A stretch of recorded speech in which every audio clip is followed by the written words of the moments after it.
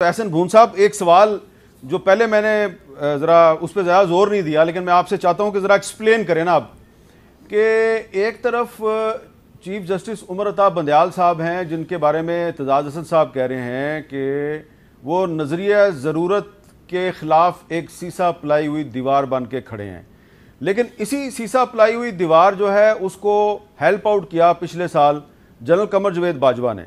तो बाजवा साहब और बंदयाल साहब का आपस में अलायंस नज़र आ रहा है, लेकिन साथ ही साथ ये हुकूमत जो है वो इल्ज़ाम लगा रही है कि बंदयाल साहब जो हैं वो इमरान खान को भी सपोर्ट करते हैं।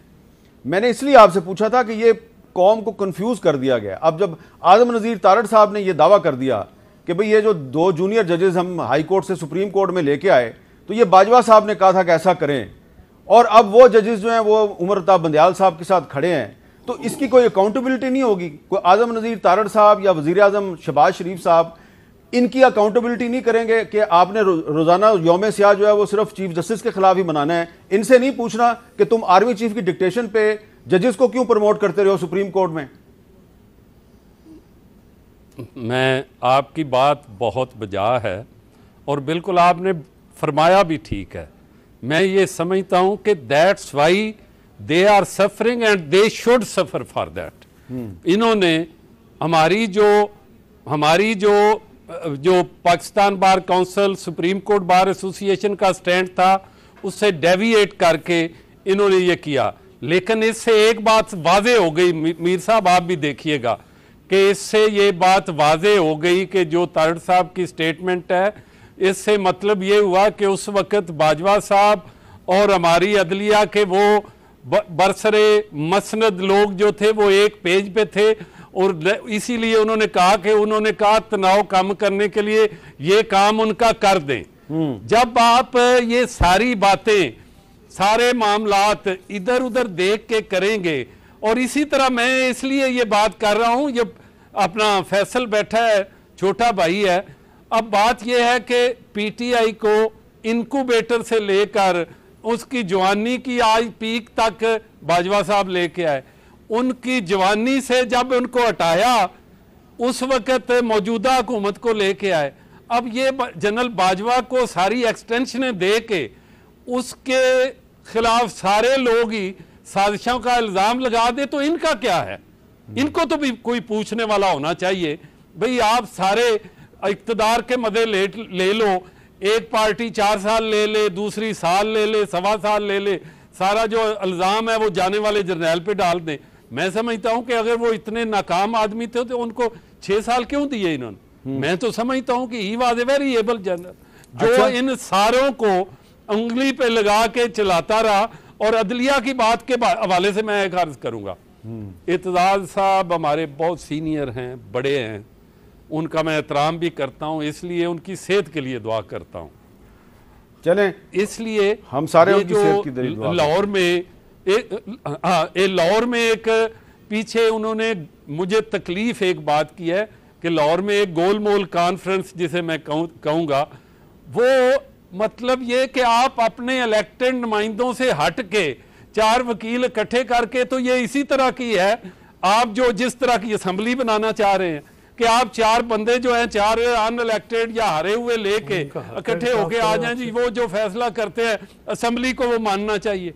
मेरा ख्याल ये है कि अपने इलेक्टेड जो ऑफिस बेरर्स हैं उनकी बात को मानना चाहिए। और मैं एक यहाँ बात करना चाहूँगा, हमने कल पिछले 20 साल के रेजोल्यूशन जो हैं अपनी ऑल पाकिस्तान रिप्रेजेंटेटिव कॉन्फ्रेंस में निकाले, और उस हवाले से हमने तमाम के तमाम कोट किए कि जिनमें पिछले 20 सालों में हम 184(3) की अपील, कॉन्स्टिट्यूशन ऑफ बेंचेस और suo motu criteria, right of ये जो अपना रिव्यू में चेंज ऑफ काउंसिल है, और इसी तरह फिक्सेशन ऑफ केसेस के हवाले से। अब मैं एक बात खास तौर पे मीर साहब आपके प्रोग्राम के वसातत से कहूँगा, मैं जनाब हमारे चीफ जस्टिस साहब पाकिस्तान, उन्होंने तकरीबन 2.25 साल गुजार लिए, उन्होंने एक बड़ा अच्छा वक्त गुजार लिया इज्जत एहतराम के साथ। वो ये समझें कि इस लॉ के जरिए इस चीफ जस्टिस के ऑफिस को for all time to come institutionalise किया गया है। उनके तो 5 महीने रह गए हैं। बाद में जस्टिस काजी साहब कहेंगे कि जी ये शायद मुझे क्लिप करने के लिए ले आए थे, उनके आगे वाले कहेंगे। भाई आप, बात यह है कि एक चीजें इंस्टीट्यूशनलाइज होती हैं तो आप अपनी ईगो से बढ़कर इस अदारे की तकरीर। अच्छा, ये जो आपने बातें की है ना, इसका रिस्पॉन्स देना चाह रहे हैं फैसल साहब, खास तौर पे एतजाज साहब का जो कन्वेंशन है। बात यह है कि सद एहतराम आसन भून साहब समेत इलेक्टेड रिप्रेजेंटेटिव कोई ऐसी बात करे जिसका कोई कानून आइन से लेना देना ना हो। इख्तलाफ करना तो हर किसी का हक है, और मैं समझता हूँ गोल मेज कॉन्फ्रेंस बड़ी कामयाब कॉन्फ्रेंस थी। उसमें जो बातें हुई हैं वो आज 10 केसेस में तो मैं पेश हुआ हूँ। कौन सा यौम सिया था? लोग नहीं मानते बात। आपको पता मुशर्रफ साहब की जब ये वकला तहरीक चल रही थी तो पाकिस्तान बार कौंसिल उस वक्त किसने लीड की थी वकला तहरीक? सुप्रीम कोर्ट बार एसोसिएशन ने, मुनीर मलिक साहब। यौम सिया यहाँ बात करता हूँ फैसल, आपको ये बात बता दूं, यौम सिया स्ट्राइक नहीं होती। हमारा यौम सफेद था, आपका यौम सिया था, आपने मना लिया। हम समझते हैं कि हम नहीं मनाएंगे क्योंकि आपकी बात जो है, आपकी बार की बात हमारे पल्ले नहीं पड़ती। जब इलेक्शन की बात होती है तो बारों का काम है काइन के साथ खड़ा होना। ये टाइम नहीं था बेंच फॉर्मेशन और ये बिल लाने का। ये बिल में मुझे ये बताएं कि काजी साहब क्यों नहीं करेंगे? उनकी तो सारी जो है एफर्ट ये रही है कि बेंच फॉर्मेशन के मामलात करें। आपको क्यों ट्रस्ट नहीं है उनके ऊपर? ये 5 महीने जो पहले 70 साल नहीं हुआ, अब इस वक्त उस वक्त ये सारे मामलात करने की ज़रूरत क्या थी? सर बात यह है कि वकला जो हैं या कोई भी अवाम जो है, किसी पार्टी के जिस तरह अवाम नहीं होते, वकला भी अपने इलेक्टेड रिप्रेजेंटेटिव, हम भी वोट देते हैं, हमारे वोट लेके देते हैं, हमारे मसाइल को तो हल करता कोई नहीं। तो अपना जो गवर्नमेंट बिल पेश कर रही है बाहर, अपने पहले वकला के मसाइल तो हल कर ले सर। हमारा हक बनता है कि अगर आप कोई चीज़ गलत कर रहे हैं तो आप बड़े भाई होने के नाते या रिप्रेजेंटेटिव होने के नाते आपको कहा जा सकता है कि सर ये बात ठीक नहीं है, हम आपसे एग्री नहीं करते। इस तरह से तो नहीं होता कि पाकिस्तान बार कौंसिल जो मर्जी करती रहे, सारे वकला उस पर आमीन करें। ना उन्होंने पहले कभी कहा, ना आज कहा, ना सर आइंदा कहेंगे। जब भी मामला होगा आइन कानून का वकला उसके साथ। आपको पता है कि पाकिस्तान बार कौंसिल ने सुप्रीम कोर्ट बार के सदर को आज शोकाज नोटिस दे दिया? इसीलिए दिया ना, जमहूरियत में ये थोड़ी होता है, ये जो पार्लियामेंट में अमरीत है ये बाहर में भी तो ना लेके आए। अच्छा, एक उनको बात करने दें।